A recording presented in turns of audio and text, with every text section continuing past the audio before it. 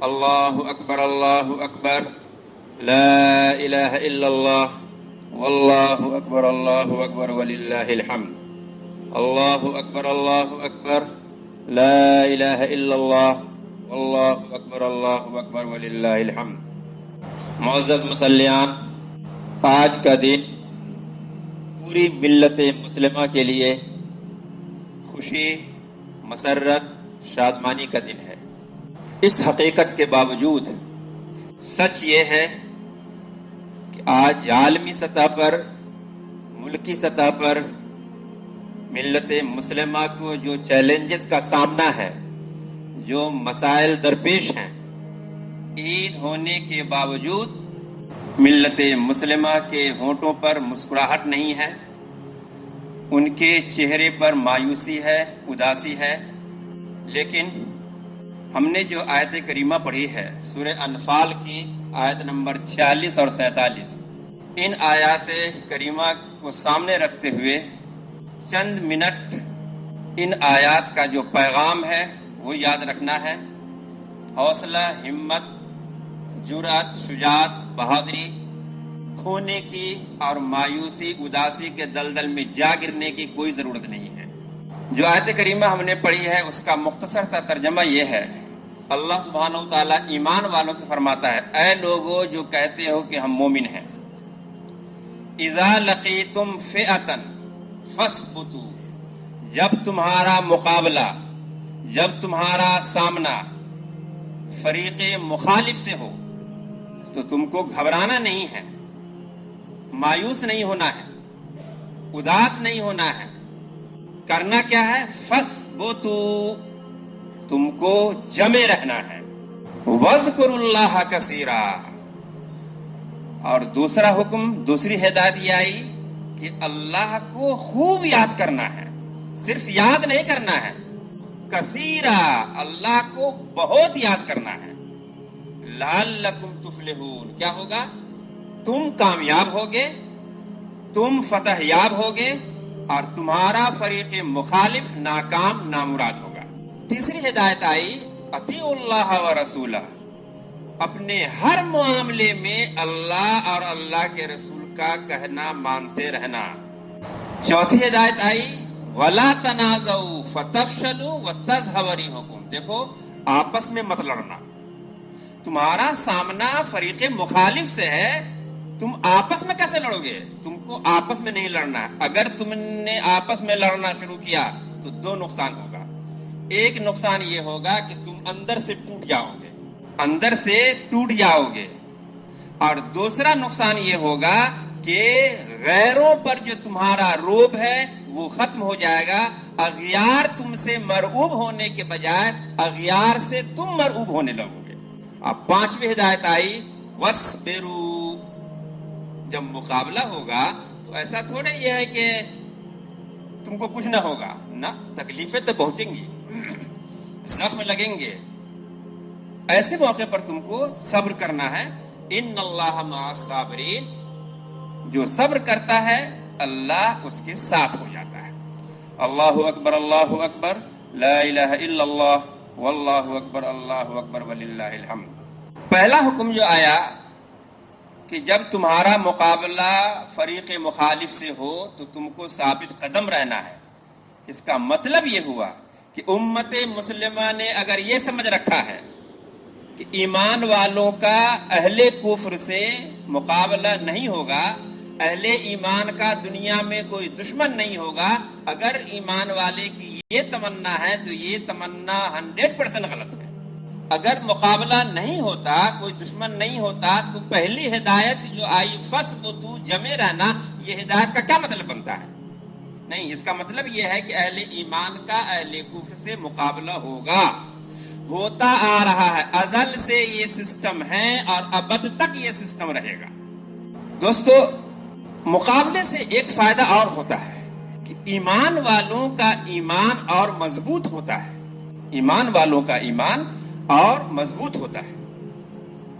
اگر چیلنجز نہ ہو، حالات نہ آئے، ٹھنڈے ٹھنڈے صبح شام گزر رہی ہو تو آدمی بگڑ جاتا ہے، اس کا مزاج بگڑ جاتا ہے، اس کے عادات اخلاق بگڑ جاتے ہیں، اس کے کردار اور کیریکٹر بگڑ جاتے ہیں. اس لیے حالات اور چیلنجز کا آنا اس لیے ضروری ہے کہ ایمان والوں کا ایمان نہ صرف قائم رہے بلکہ وہ مزید بڑھتا رہے، مزید مضبوط ہوتا رہے. دوسری ہدایت وَاذْكُرُوا اللَّهَ كَثِيرًا. دیکھو اللہ کو خوب یاد کرتے رہنا ہے. آج امت مسلمہ میں یہی کمی ہے کہ جو لوگ مقابلے میں اترنے کی بات کرتے ہیں بھول جاتے ہیں کہ اللہ کو خوب یاد کرنا بھی ضروری ہے، اور جو خانقاہوں میں بیٹھ کر مراقبہ کرتے ہیں وہ بھول جاتے ہیں کہ میدان میں اترنا بھی ضروری ہے. جس دن امت مسلمہ کے ہر فرد کے اندر یہ دونوں صفت آ گئی کہ دشمنوں سے مقابلے کے لیے میدان میں اترنے کا ہنر بھی جانا اور میدان عمل میں اترنے کے ساتھ ساتھ اللہ کو خوب کثرت سے یاد بھی کیا کرنے کا ہنر سیکھ لیا، اسی دن امت مسلمہ کے شب و روز بدل جائیں گے. علامہ اقبال علیہ الرحمہ نے کہا تھا، یا افلاک کی آغوش میں تکبیر مسلسل، یا وسعت افلاک میں تکبیر مسلسل، یا خاک کی آغوش میں تسبیح و مناجات. یہ الگ الگ نہیں چلے گا، دونوں کو ایک ساتھ کرنا ہے کہ مقابلے کے لیے ہمت جرأت بھی جٹانی ہے، میدان میں اترنا بھی ہے اور اللہ کو خوب کثرت سے یاد بھی کرنا ہے. مقابلے کے وقت گھبرا جانا، پریشان ہو جانا، مایوس ہو جانا، باطل سے سمجھوتا کر لینا، حق کے بولنے سے انکار کر دینا، یہ ایمان والوں کی پہچان نہیں ہے. اس آیت کریمہ میں تو یہ کہا گیا کہ اذا لقیتم فئۃ، جب تمہارا مقابلہ کسی فریق مخالف سے ہو. لیکن آج فئۃن کی جگہ پر فئاتن ہے. آج کوئی ایک قوم مسلم امت کے پیچھے نہیں پڑی ہوئی ہے، آج اقوام عالم ملت مسلمہ پر ٹوٹ پڑی ہے. اس لیے آج کے حالات میں ان 5 ہدایات کو سمجھنا اور یاد رکھنا اور اس کے مطابق عمل کے میدان میں آنا یہ بہت ضروری ہے. پہلا فَاثْبُتُوا، جمع رہنا ہے. دوسرا اللہ کو خوب کثرت سے یاد کرنا ہے. تیسرا حکم آیا وَأَطِيعُوا اللَّهَ وَرَسُولَهُ، اپنے ہر معاملے میں اللہ اور اللہ کے رسول کا کہنا مانتے رہنا. یہ پہلے 2 پوائنٹ جو ہے، پہلی 2 ہدایت اس سے جڑا ہوا یہ معاملہ ہے. جو لوگ، جو قوم، جو فرد اپنے ہر معاملے میں اللہ اور اللہ کے رسول کا کہنا ماننے کا ہنر جانتا ہے، وہ کبھی بزدل نہیں ہوگا، وہ کبھی مایوس نہیں ہوگا، وہ کبھی اداس نہیں ہوگا، وہ کبھی نہیں گھبرائے گا. اس لیے تیسرا حکم، تیسری ہدایت آئی کہ اللہ اور اللہ کے رسول کا کہنا مانتے رہنا ہے. چوتھی بات وَلَا تَنَازَعُوا فَتَفْشَلُوا وَتَذْهَبَ رِيحُكُمْ. دیکھو آپس میں مت لڑنا. آپس میں لڑنے کا 2 نقصان، ایک یہ ہے کہ تم اندر سے ٹوٹ جاؤ گے اور تمہاری ہوا اکھڑ جائے گی، تم مرعوب کرنے کے بجائے مرعوب ہونے والی قوم ہو جاؤ گے. ایک زمانے سے ہم کو سکھایا گیا کہ تم اقلیت میں ہو. ہم بھی بولتے ہیں تقریر میں کہ اقلیت میں ہے، بڑے بڑے واعظین بولتے ہیں کہ اقلیت میں ہے. اتنا بولا گیا کہ ہر شخص نے سمجھ لیا کہ ہم اقلیت میں ہیں، ہم اقلیت میں ہیں، ہم اقلیت میں ہیں. ہم یہ پوچھتے ہیں صحابہ کرام رضوان اللہ تعالی علیہ مجمعین اقلیت میں تھے کہ اکثریت میں تھے؟ ہم پوچھنا چاہتے ہیں صلاح الدین ایوبی اقلیت میں تھے کہ اکثریت میں تھے؟ ہم پوچھنا چاہتے ہیں طارق ابن زیاد اقلیت میں تھے کہ اکثریت میں تھے؟ موسیٰ ابن نصیر اقلیت میں تھے کہ اکثریت میں تھے؟ محمد ابن الفاتح اقلیت میں تھے کہ اکثریت میں تھے؟ اور آج بھی یہ تو ماضی کی تاریخیں ہیں. آج حال کے دنوں میں ہماری آنکھیں اگر بند نہیں ہیں تو ہم دیکھ سکتے ہیں کہ بڑی بڑی طاقتیں بڑے بڑے اسلحہ و ہتھیار کے ساتھ، بڑی منصوبہ بندی کے ساتھ، بڑی زبردست پلاننگ کے ساتھ، بڑے بڑے اعلیٰ دماغ ایک طرف ہیں اور ایک طرف مظلوم ہیں، نہتھے ہیں. بڑے بڑے ٹاپ لیڈران ان کے شہید کر دیے گئے، باوجود اس کے وہ قوم میدان میں اڑی ہوئی ہے، میدان میں ڈٹی ہوئی ہے، میدان میں کھڑی ہوئی ہے، آنکھوں میں آنکھیں ڈال کر کے باتیں کر رہی ہے. اقلیت میں ہے اکثریت میں ہے؟ بتلائیے.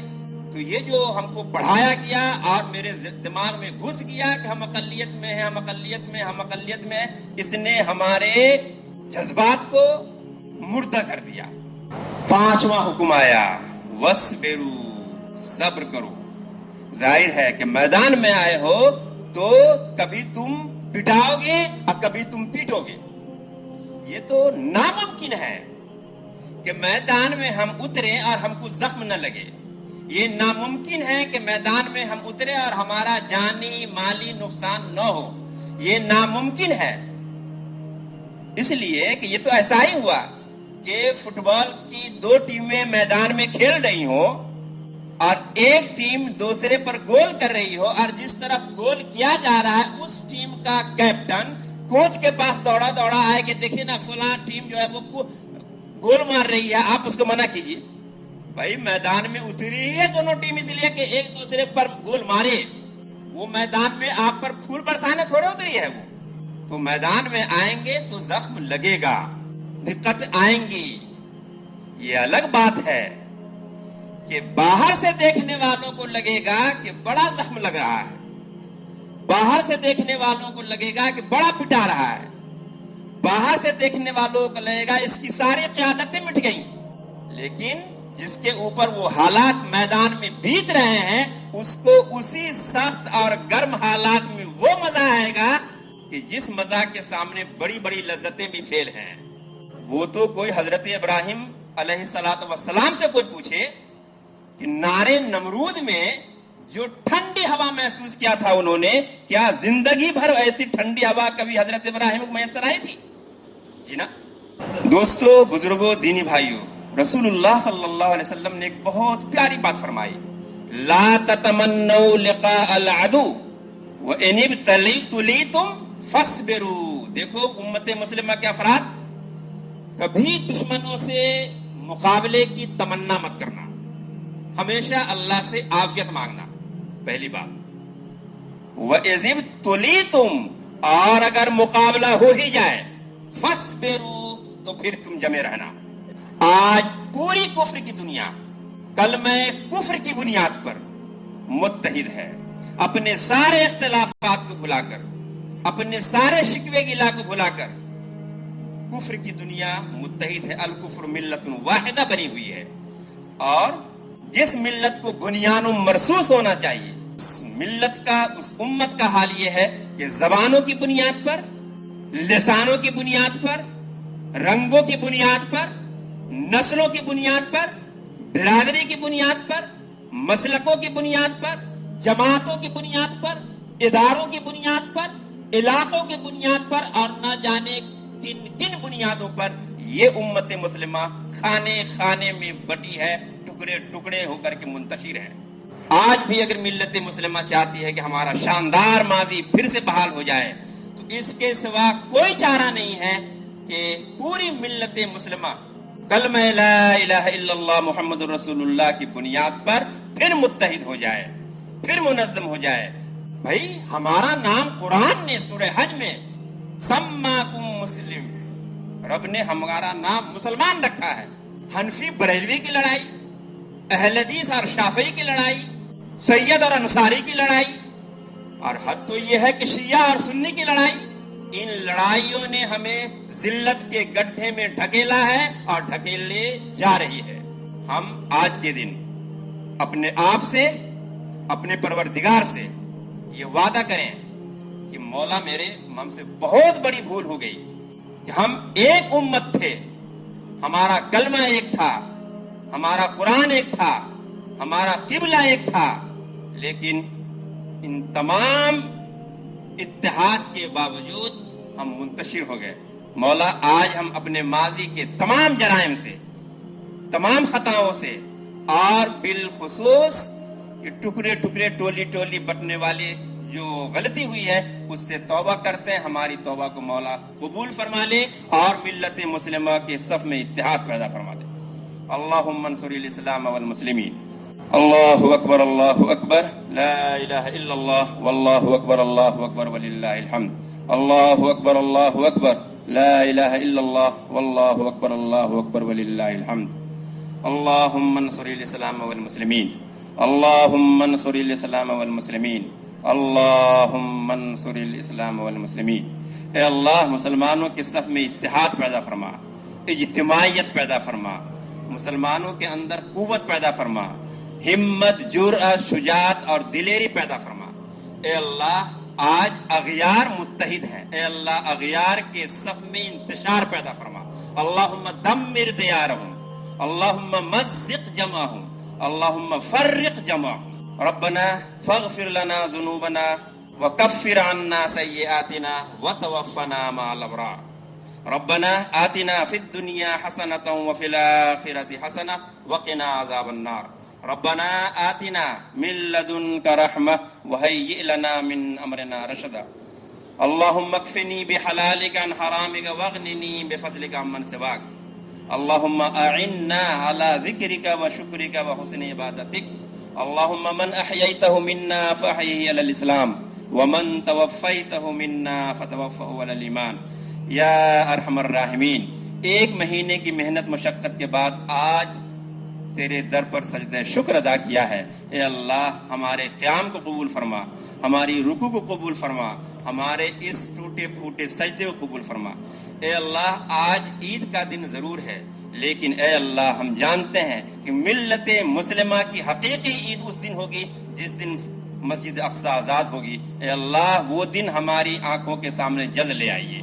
یا ارحم الراحمین، مسجد اقصی کے سپاہیان کو، مسجد اقصی کے مجاہدین کو، مسجد اقصی کے محافظین کو اے اللہ غیب سے نصرت عطا فرمائیے۔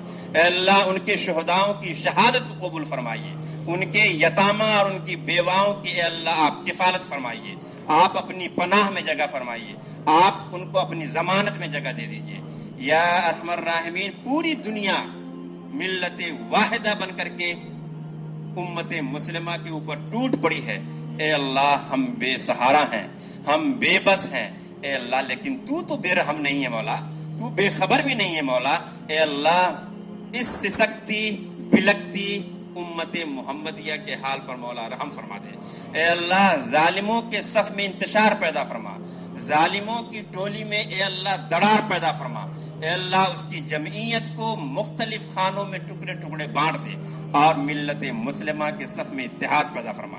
اے اللہ ظالم جو آج پوری دنیا میں اپنے ظلم کا ڈنکا بجا رہا ہے، اے اللہ مظلوم جو اس کے سامنے آنکھوں میں آنکھیں ڈال کر کھڑا ہے، اس مظلوم کے پاؤں میں ثابت قدمی عطا فرما، اس مظلوم کو ہمت اور جرأت عطا فرما، اس مظلوم کو دلیری اور بہادری عطا فرما۔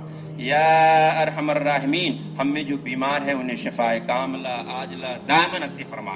اے اللہ ہم میں جو مقروض ہیں اے اللہ ان کے لیے قرض کی ادائیگی کی غیب سے سبیل پیدا فرما دے۔ اے اللہ آج سجدہ شکر ادا کرنے والوں میں جوان بھی ہیں، بوڑھے بھی ہیں، معصوم بچے بھی ہیں۔ اے اللہ ہماری دعاؤں کو ملت مسلمہ کے حق میں قبول فرما لیجئے۔ اللہ اللہ اللہ اکبر، اللہ اکبر، لا الہ الا اللہ، واللہ اکبر، اللہ اکبر وللہ الحمد۔